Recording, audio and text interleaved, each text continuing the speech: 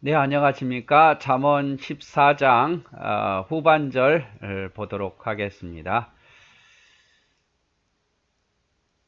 지혜로운 자는 두려워하여 악을 떠나지만 어리석은 자는 방자에서 스스로 믿느니라. 지혜로운 자는 하나님이 두려워서라도 악을 떠납니다.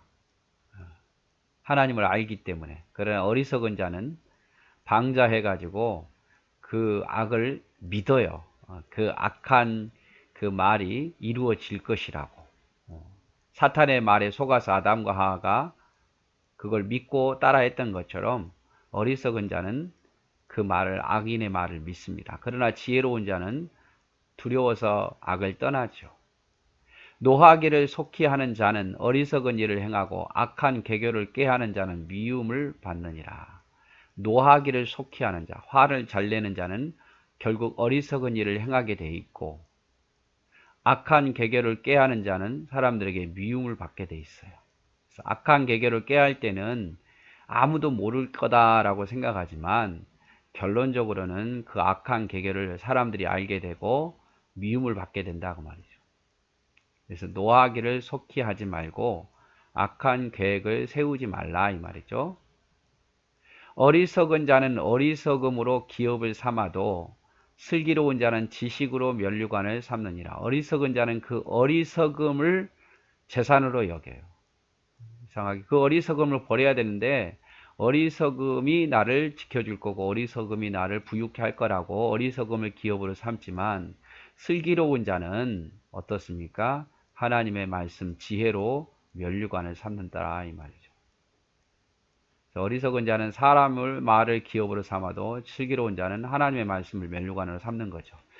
자, 악인은 선인 앞에 엎드려지고 불의한 자는 의인의 문에 엎드려지냐. 결국 악인은 선인 앞에서 엎드려지게 돼 있어요. 악인은 승리하는 것 같지만 선인 앞에서, 의인 앞에서 엎드려지고 불의한 자는 의인의 문 앞에서 엎드려진다. 결국 의인과 선인이 승리하게 된다 이 말이죠.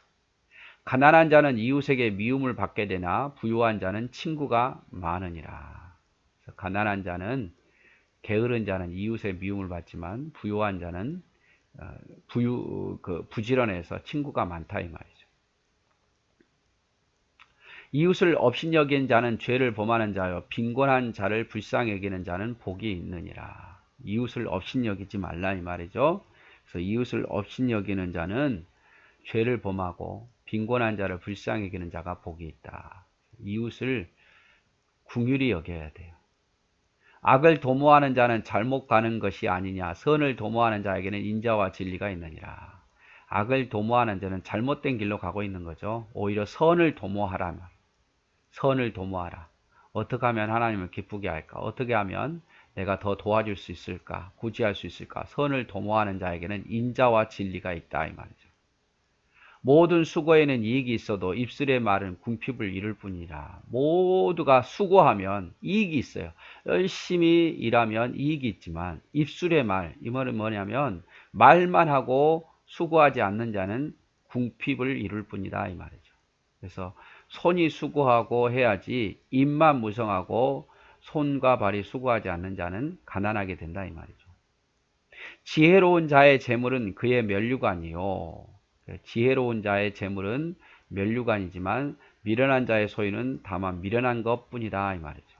왜? 지혜로운 자의 재물은 그것이 구제하는 일에 이웃을 위해서, 하나님을 위해서 쓰니까 그 재물은 면류관이 되겠지만, 그에게 유익하게 하겠지만, 미련한 자의 재물은, 소유는 그냥 미련한 것뿐이다 이 말이죠. 헛된 것뿐이다 이 말이에요.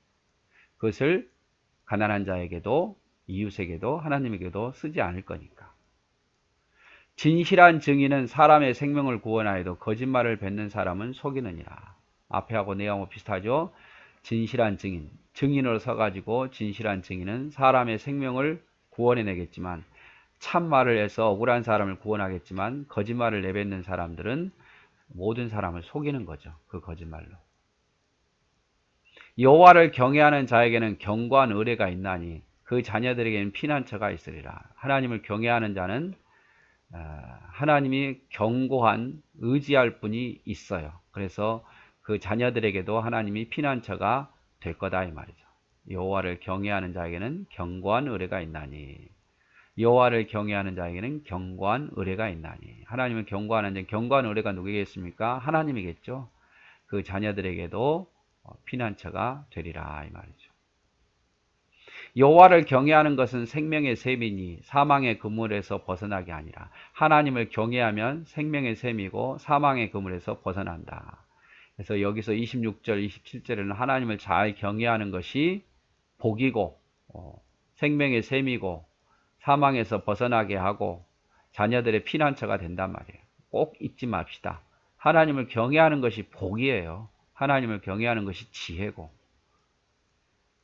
백성이 많은 것은 왕의 영광이요 백성이 적은 것은 주권자의 패망이니라. 왕은 백성이 많아야지 백성이 적으면 그 왕은 힘이 없을 수밖에 없어요. 노하기를 더디하는 자는 크게 명철하여도 마음이 조급한 자는 어리석음을 나타내느니라. 화를 더디하는 자가 지혜로운 자예요. 그러나 마음이 조급한 자는 어리석은 자예요. 하나님이 계시니까 급한 마음이 들어도 하나님이 하실 거다라는 믿음을 가지고 조급하지 말라 이 말이죠. 평안한 마음은 육신의 생명이나 시기는 뼈를 썩게 하느니라. 평안한 마음은 육신에게 있어서 생명이지만 시기, 남을 미워하는 것은 뼈를 썩게 하죠. 여러분 남을 미워해 보세요. 그것이 더 고통이에요. 남을 사랑할 때는 행복하지만 남을 미워할 때는요, 시기할 때는요, 그 사람 행복하지 않아요.